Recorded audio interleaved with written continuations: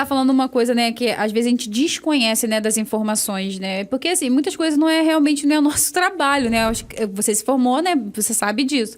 Das coisas das informações que tem que saber em relação ao corpo. Você falou de maternidade, né? Gravidez. Hoje você lida também com isso, né? Especializada em RPP que fala? Reestruturação pós-parto. Reestruturação pós-parto. Eu entrei nesse universo aí e eu senti no corpo mesmo como que é essa bendita da diástase, né? Parece que você fica com uma barriga de 3 meses por um longo tempo. O bebê já nasceu e você tá ali com aquela sensação, tipo assim, nossa, realmente a minha região abdominal mudou completamente. E muitas, as receitas antigas, né, da vovó, né, que vem passando pra gente teve o parto, bota cinta. Não. É polêmico isso. Isso é muito polêmico. Uso de cinta pós-maternidade. Fala pra mim, você indica ou não e por quê? Não indico. Não indico. Então, vamos lá. Vamos voltar no início. Eu me especializei em pós-parto porque, como eu te disse, 90% da queixa das mulheres, abdômen. Sim. Então, assim, cliente chegava pra mim... Ai, meu abdômen, minha barriga, meu bucho, que tem, né, trocentos nomes que a gente vai dando. E aí, o que acontece é que a gente trabalhava, e aí eu tinha uma redução de gordura significativa, né? Eu conseguia realmente ver em avaliação, em adipômetro, em um resultado, porém, o formato do abdômen não modificava. E aí eu falava, gente, não é possível ter alguma coisa... Porque a gente trabalha, a gente tá trabalhando. E trabalhando eletroestimulação, sabe? Que é o fortalecimento da musculatura. Mas eu falei, não é possível ter alguma coisa aí. E aí, fui estudar, né? E aí a gente vai estudar. E aí, agora a gente não para de estudar nunca mais, porque... é assim, o tempo todo. E aí, surge a diástase. Na faculdade, a gente não aprende a tratar diástase propriamente, né? E aí, a gente acha... num primeiro momento, que a diástase é uma afecção só do reto abdominal, que é esse músculo que eu te falei. Sim. Sendo que, na verdade, não é. Quando você vai estudar, a gente precisa entender todo o mecanismo, né, fisiológico da gestação. O que altera nessa mulher durante a gestação? Meu Deus do céu, tudo. Tudo altera. Tudo. Né? Tudo altera. Então, assim, o reto abdominal, o abdômen, a barriga, vamos falar assim, ele faz parte de um grupo que a gente chama de core. Não sei se você já ouviu falar. Não. Tem muita gente que trabalha com atividade física, com pilates, enfim.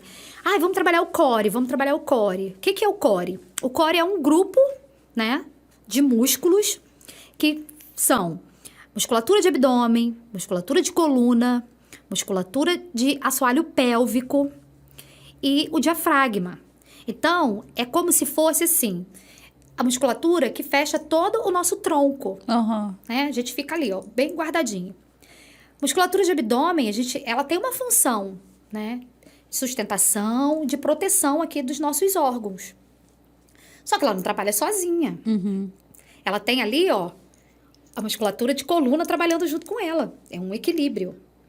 E aí, o que acontece? Quando a mulher engravida, né? Ela tá ali. Aí ela começa a fazer isso, ó. É verdade. Né? A dinâmica, ela muda. Por quê? Porque esse útero começa a crescer, se distender e o feto começa a crescer. E aí esse músculo do abdômen, ele começa a ser projetado para frente, assim, ó. E ele abre. Ele faz isso para dar espaço pro bebê ali dentro. Só que ele faz isso e aí, automaticamente, o que acontece com a nossa coluna? Enverga. Né? Porque ele tá fazendo isso, ó. Então, é onde a gente tem muitos casos de hiperlordose, Sim. né? E aí, aquelas mãezinhas com dor na lombar, que a gente sabe, dor. né? No período ali da gestação, o que a gente passa. Misericórdia. E aí, é só isso? Não, não é só isso. O bebê, ele não cresce só pra frente, né? Ele cresce em tamanho. Misericórdia. Então, o que acontece? Tem muitas mulheres que no período da gestação fica com falta de ar. Por quê? Porque o nosso diafragma, que é essa musculatura que a gente tem aqui, é totalmente comprimida. Ao mesmo tempo, o peso, né, de todos os nossos órgãos, mais o peso do bebê, faz com que a nossa musculatura de assoalho pélvico faça isso. Então, assim, a gente está toda alterada mecanicamente. Sim. Então, se eu falar que a diástase, se eu tratar só reto abdominal, eu tô tratando diástase? Não tô. Então, assim, a reestruturação pós-parto, ela entende que a gente precisa trabalhar toda a alteração mecânica e fisiológica decorrente da gestação. E aí, a gente tem alguns hormônios atuantes, né, no período da gestação, um chamado relaxina, que faz com que a gente tenha esse relaxamento da musculatura, dos nossos ligamentos, para facilitar mesmo essa abertura. Por isso que a gente fala assim, abriu as cadeiras, né? Abriu as cadeiras. Realmente há uma abertura para facilitar a passagem do bebê. Sim. Deus, ele é muito perfeito, né? Então, tudo acontece certinho.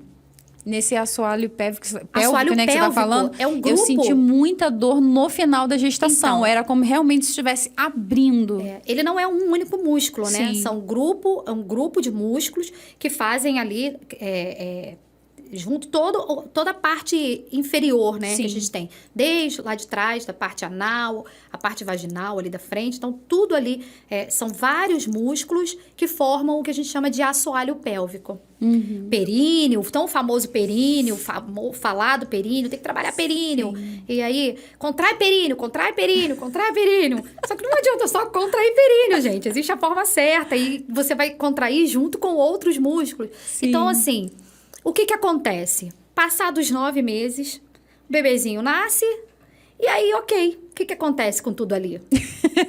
Né? Esticou. Fica a deriva. E agora? Quem poderá me socorrer? Aham. O corpo volta? Ele volta. Mas o problema é como volta. Meu Deus do céu. E aí, por que eu falo isso? Uhum. Porque tem gente que fala assim, nossa, mas fulano teve bebê, nem parece que teve bebê. Sim. Tem. É uma minoria, mas tem. Uma outra questão essa musculatura, ela foi preparada antes da gestação para passar por todo esse processo? Na maioria das vezes, não. Então, Sim. por isso que a gente fala, né, como a gente falou lá atrás, que tudo é um preparo e é preventivo. Hoje a gente se trata, se cuida preventivamente para os nossos 50, 60, 70, 80 anos. Então, na verdade, a gente precisaria trabalhar toda a musculatura antes da gestação.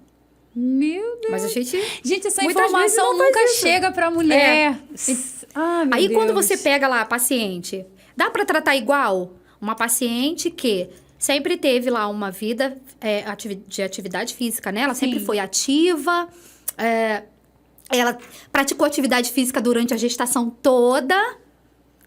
E aí, depois, ainda assim, ela teve uma pequena diástase. Eu vou tratar essa diástase da mesma forma de uma paciente que sedentária antes de gestação, sedentária no decorrer da gestação, aí além de sedentária no decorrer da gestação, ela comia por 2. E aí falaram pra ela que não tinha problema e que ela podia engordar 40 quilos. Afinal, você está grávida. Afinal, você está grávida. Uhum. Entendeu? E aí, depois ela vem pra mim com uma diástase de 5 centímetros. Ai, Jesus, socorro. Como que eu trato? É o mesmo tratamento para as duas? Não, nunca será. Uhum. Aí, quanto que é? Quanto custa? Não posso falar. Não tenho como falar. Eu não sei o que eu vou precisar trabalhar com uma, o que eu vou precisar trabalhar com a outra. Então, a gente volta pro mesmo princípio. Vem pra consulta. Porque eu vou precisar te avaliar, eu vou ter que ver o que você ficou aí de consequência, né? E aí, Débora, a questão toda a diástase, ela pode gerar no pós-parto problema de coluna, ela pode gerar incontinência urinária. Tem uma porque pergunta houve até ali... sobre isso. Quer falar de uma vez? Posso pegar o gancho?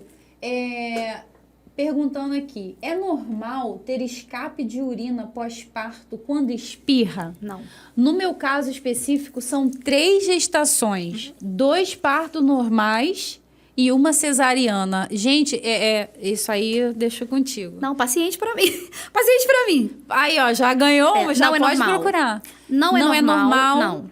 Perder urina quando espirra. Não é normal. A gente fala assim, é comum no período da gestação, às vezes, Sim. a paciente perder xixi ao esforço. É comum, mas não é normal, Sim. tá? Então, assim, perder xixi flatos em excesso, Sim. fezes, não é normal. Significa que aquela musculatura ali, ela não está dando conta de sustentar. Sim. Incontinência urinária, ela ocorre só por conta de diástase? Lógico que não. A gente tem vários tipos de incontinência urinária, isso precisa ser avaliado. E aí, se a gente entender que foi derivado do pós, né, no caso da gestação, e que a gente trabalhando essa musculatura de assoalho pélvico, a gente consegue corrigir, ok. Se não, eu vou encaminhar ela para um fisioterapeuta pélvico. Que vai trabalhar com essa parte da urodinâmica, porque isso pode ter relação neurológica, tá? Nossa. Tô falando de quadro de incontinência urinária. Sim. Fora a pós-parto. Sim. Eu tô ouvindo falar aí de perda de urina e eu tenho incontinência urinária. A gente precisa avaliar que tipo de incontinência é essa. Entendi. Tá bom? Pra gente poder... Porque senão, assim, você falou que você tratava. Sim. Então, a gente tem que avaliar direitinho. Isso, E não são todos os graus e tipos de incontinência urinária que eu hoje trato. Tratarei. Ainda não. Por quê? Porque ainda estou estudando, tá? Isso faz parte, isso é para o fisioterapeuta pélvico. Eu ainda não estou formada em parte pélvica. Eu trabalho tudo que é dentro da reestruturação pós-parto. Nesse caso dela, muito provavelmente, a gente consegue avaliar aí e entrar com tratamento. Por quê? Você imagina isso que eu descrevi aqui 3 vezes. Jesus! 3 vezes. Sim. Como que não tá esse músculo? Né?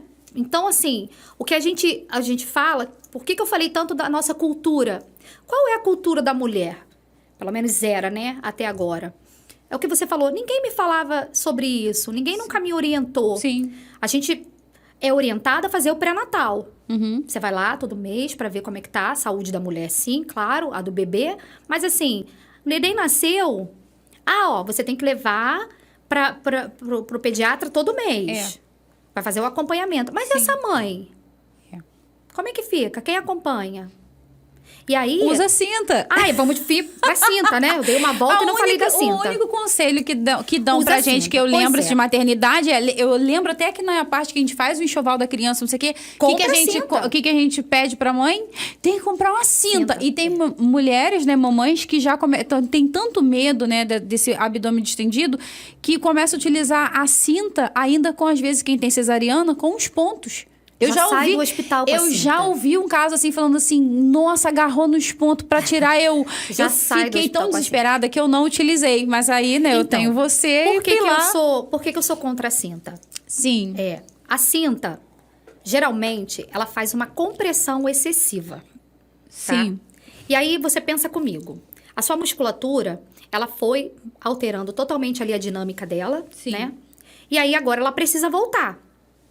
Igual quando você não, né? Quando a pessoa faz uma fratura, ela vai lá engessar, né? Sim. Engessou, ficou ali dias com o braço paradinho.